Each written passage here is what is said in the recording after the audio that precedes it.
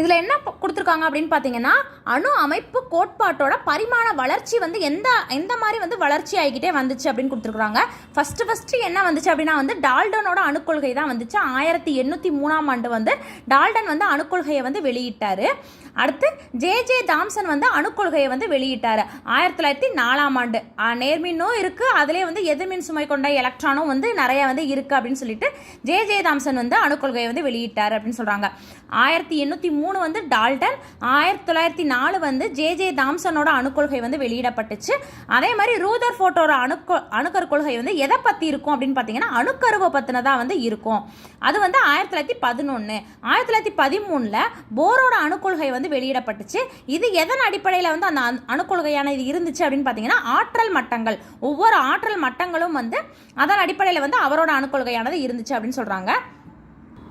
அடுத்தது ஹிராட்டிங்கர் அணுக்கொள்கை வந்து 1926 வந்து வெளியிடப்பட்டுச்சு. அது வந்து எலக்ட்ரான்கள் கூட்டங்களோட மாதிரியை பற்றின அணுக்கொள்கையாக வந்து இருந்துச்சுன்னு சொல்கிறாங்க. இந்த மாதிரி தான் வந்து அணுக்கரு அமைப்போட பரிமாண வளர்ச்சி வந்து ஒவ்வொரு நிலையிலையும் வந்து வளர்ந்துக்கிட்டே வந்திருக்கு. ஒவ்வொருத்தவங்களும் வந்து ஒவ்வொரு கருத்தை வந்து சொல்லிக்கிட்டே வரும்போது அந்த அணுவை பற்றின நமக்கு வந்து அணுவை பற்றின தெளிவு வந்து அதிகமாகிக்கிட்டே வந்துச்சு அப்படின்றதுக்காக வந்து இதை கொடுத்துருக்குறாங்க.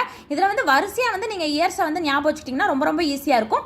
1803, அடுத்து 1904, 1911, 1913ஆம் ஆண்டு போரு, 1926 அந்த மாதிரி வந்து வரிசையாக வந்து அணுக்கருவோட பரிமாண வளர்ச்சி வந்து வந்துச்சு அப்படின்னு சொல்கிறாங்க. அடுத்த ஒரு கொஷின் பாருங்கள். அணுக்களை பிணைத்திருப்பது எது அப்படின்னு வந்து ஒரு கொஷின்.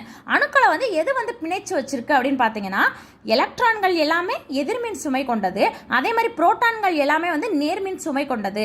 இந்த ரெண்டுக்கும் இடையில இருக்கிற ஈர்ப்பு தான் அந்த எலக்ட்ரான்களை வந்து வட்டப்பாதையில் பிணைச்சு வச்சிருக்கு அப்படின்னு சொல்கிறாங்க.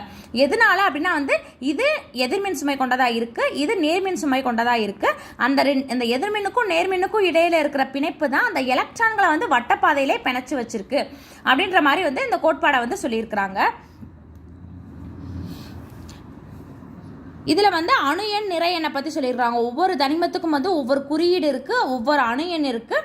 அதை பற்றின ஒரு பாக்ஸ் வந்து இதில் கொடுத்துருக்குறாங்க. நம்ம வந்து நிறைய வந்து நம்ம சேனலில் வந்து சயின்ஸ் ரிலேட்டடான இம்பார்ட்டண்டான கொஷின்ஸ் எல்லாம் வந்து நம்ம போட்டுட்ருக்கோம். அதே மாதிரி ஜிகே டாப்பிக்கு தமிழ் எல்லாத்துக்கும் வந்து இம்பார்ட்டண்டான கொஷின்ஸ் வந்து கொடுத்துட்ருக்கோம். தொடர்ந்து நம்ம சேனலை பாருங்கள், சப்ஸ்கிரைப் பண்ணிட்டு பக்கத்தில் பெல் ஐக்கானை வந்து ப்ரெஸ் பண்ணி வச்சுக்கோங்க. அடுத்த வீடியோவில் பார்க்கலாம். தேங்க்யூ.